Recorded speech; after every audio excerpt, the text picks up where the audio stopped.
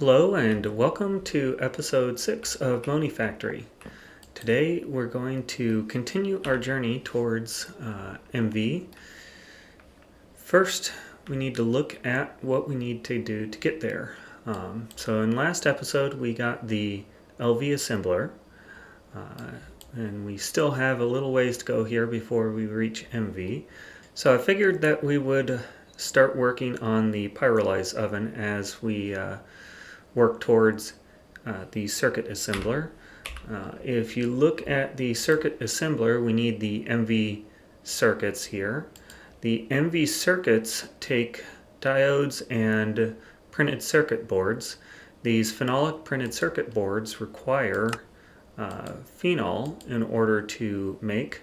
There are a couple ways that we could potentially kind of work our way towards getting the phenol, but probably the best and easiest way here is just going to be to go ahead and bite the bullet and get the Pyrolyse oven and get that set up.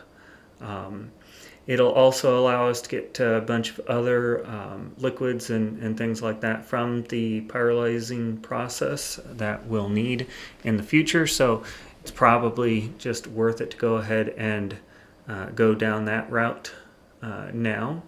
So the Pyrolyse oven here doesn't really require anything that we don't already have.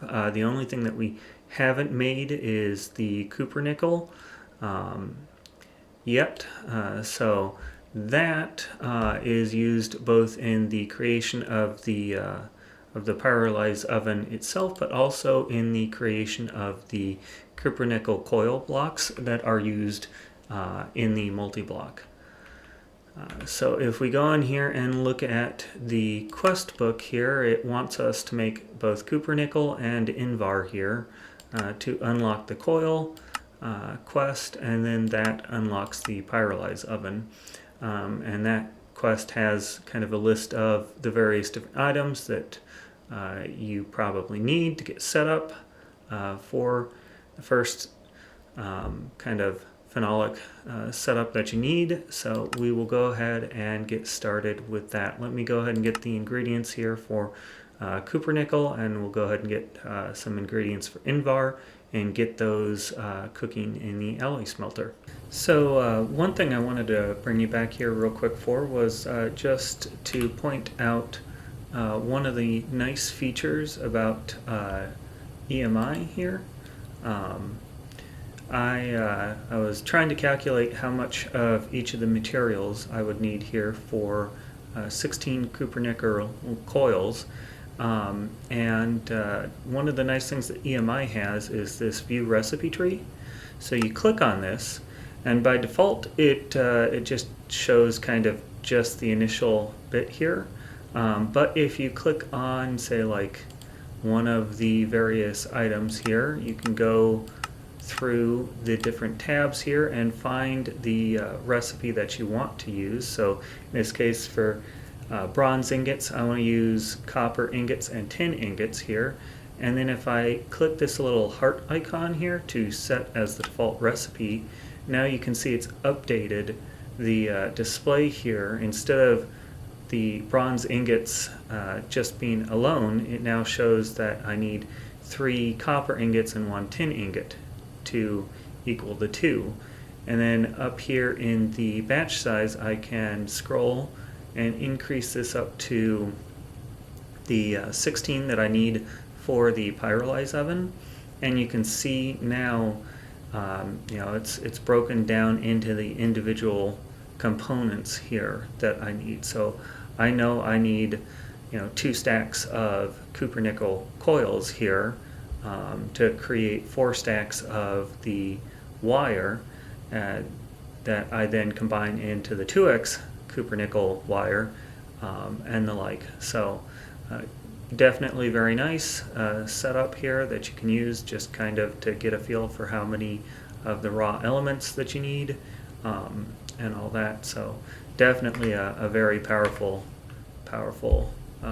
feature here for EMI. So I'll continue to kind of get all of the different components gathered up, and then we will get started on making the Pyrolyse oven and getting that all set up. Alright, so I was able to get the bronze foils and the copper nickel wire cooked up, and then I have some tin alloy liquid here, and we will get started on the creation of the coils here. So we should see our first one here. Yep, so we've got enough here for 16 of these. And now all we need to do is get the actual Pyrolyse oven made up, and then some ULV machine casings and one hull, and then just the various other bits here. So I will keep working on that while this is cooking up. And then just one thing that I was kind of working on in between everything was just cooking up enough ingredients here to make a full stack of OV electric motors, because they will absolutely get used, and it's kind of satisfying to be able to do this. So yep, looks like we had 7 left over here, and the rest of them automatically went into the chest here. But now we have a decent amount of these motors here, and shouldn't need to build any more for the time being, but that's always fun to be able to do, to actually get a full stack of the items like that. Alrighty, we got the copper nickel coils, we got a maintenance hatch, we've got the different input and output hatches, and we now have enough materials here for the Pyrolyse oven, so we'll go ahead and grab that. And then I believe the only thing that we need left, let's look at the multi-block info here. We need, I believe, a muffler hatch and then the energy hatch. We can confirm here in the Pyrolyse. Let's go ahead and click that. And so we need, we need the muffler hatch and the energy hatch to complete the quest. So muffler hatch is pretty simple and easy to create here. We just need another machine casing here, and then we should be able to get the muffler hatch. And then the energy hatch is going to be a little bit more involved here, because we need another machine hull, but we also need this low voltage coil, which is going to require some items from the assembly machine. So we need the fine steel wire. We can get that on circuit 3 with steel ingots. So we need, I believe it was, we'll need 2 of those on circuit 3. And then we also needed a magnetic rod. So we will need one of those here.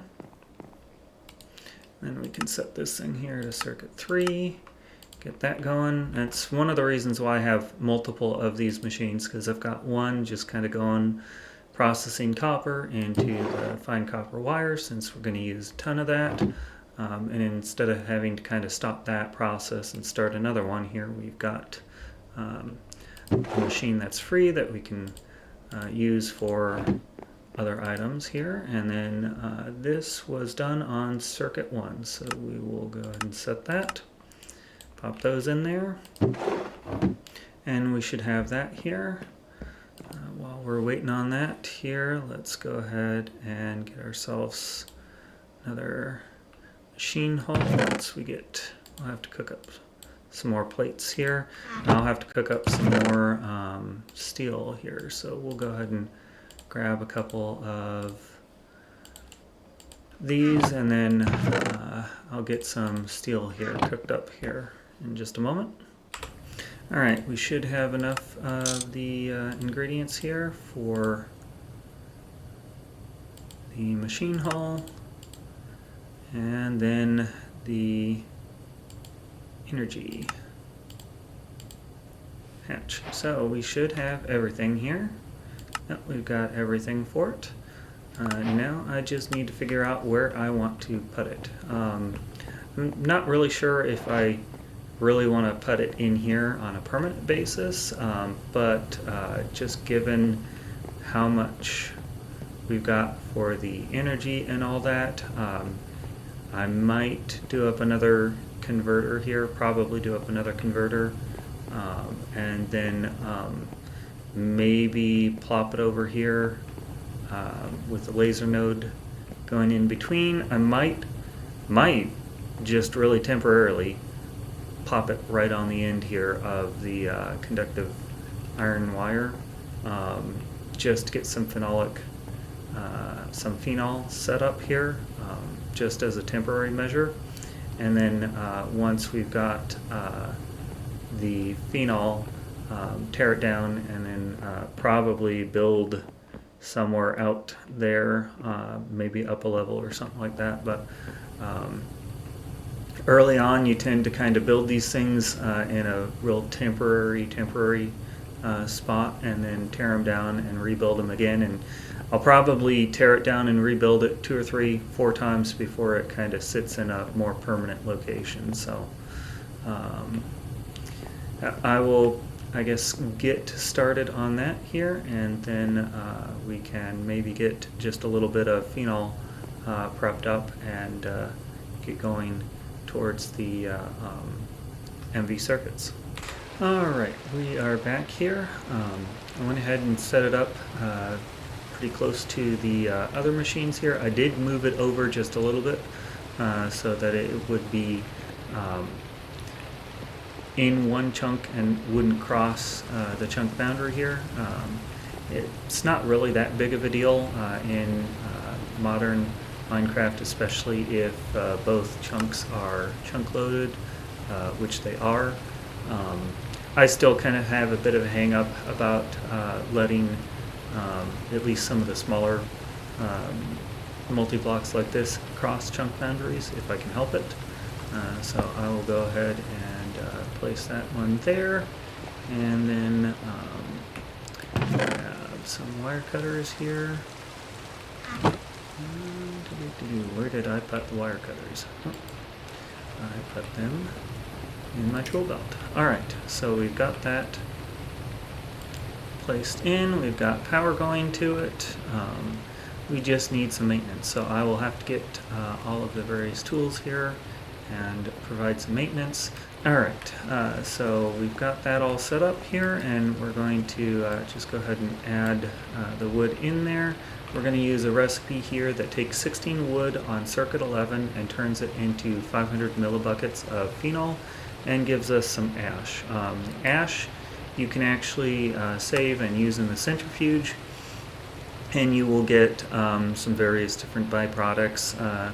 They're not insanely useful right at the moment, but later on down the road, things like the phosphorus pentoxide dust here can be kind of useful and kind of nice to have just an extra source of some of these. So, this recipe is kind of a decent one right now. The wood is pretty renewable. I don't have to go out mining for it or anything like that. And then in the future we will probably switch to this slightly faster recipe here where we use nitrogen once we have it. Because the coal, currently we don't have as much of a renewable source for it.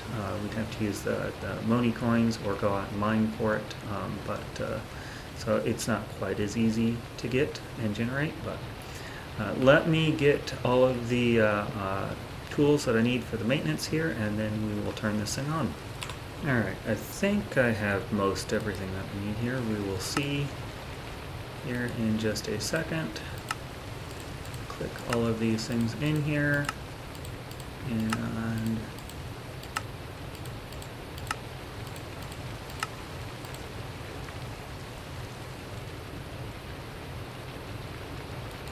let's see here, we still have some issues. So we need wire cutter and crowbar. Wire cutter, crowbar, and I actually didn't see the tooltip there, so I should be able to click this with an empty hand. Oh, wire cutter, it didn't come out. And there are all of our issue solved. Alrighty, so let's see here. We have power, and we just need to set the circuit to 11 here. And output, we've got input, got an LV energy hatch. This is always fun the first time you get one of these things built and you get everything fixed and the thing doesn't turn on. So let me take a peek here and see if we can figure out what is going on. So it's formed. We've got power. Let's double check this recipe and make sure that this recipe is, so it's LV, it's not quite a full amp. Circuit 11. And then we need a output, fluid output, and a, let's see here, we've got an output bus for items, we've got an output hatch, and we are on circuit 11.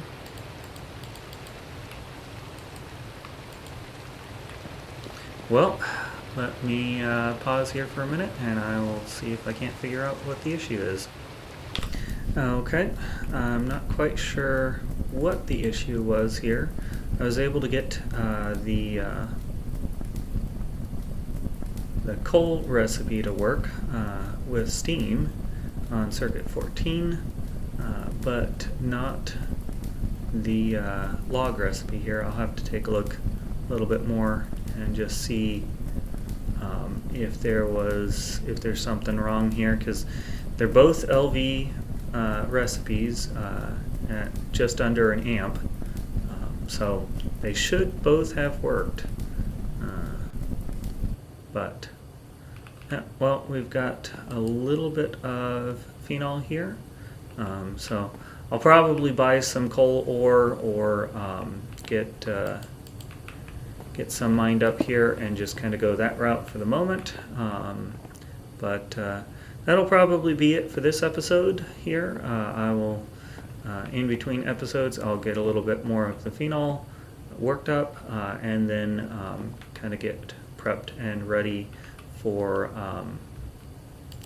the good electronic circuit here, the first MV circuit, but just kind of get some of these maybe made up in the chemical reactor, and then maybe go out and find some silver here.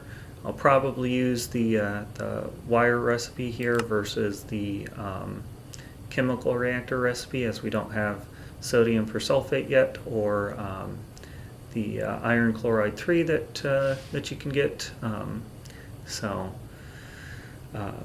we'll get those set up here a little bit later, as we'll need at least one of them for some ore processing and other items down the road. That, like I said, is probably going to be it. So hope you had a good time. If you made it this far, maybe consider giving a like and a subscribe. I hope to keep going with this series here. So thanks for watching.